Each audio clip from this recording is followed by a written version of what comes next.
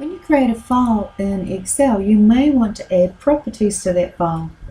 For example, if you click on File in the ribbon, you'll see that to the right-hand side there are a number of properties regarding this file. First of all, it tells me the date and the time it was created, and the date and the time it was last printed. And it also tells me who it was last modified by. I can also see the size of the file in kilobytes.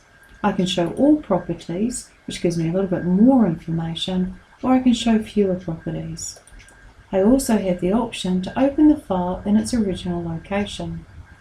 But if I want to add more properties to this particular file, I'll click on Properties here and go into Advanced Properties. What we can do is we can give the file a title. So I'm going to call it the Excel Stage 3 Workbook.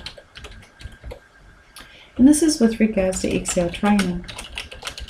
And the author is myself, Kathy. And the company name, I'll put a Software Solutions. So there are various properties you can add to a file which will travel with that file. You can also go to Custom at the top here and add additional properties, such as the language. If I click on Language, I can add the value English. And I can add that to this document as an additional custom property. And I'll click OK. So immediately I see some updates occur here in these properties, and I can show all properties, and I can see even more, such as the company name and the subject, etc.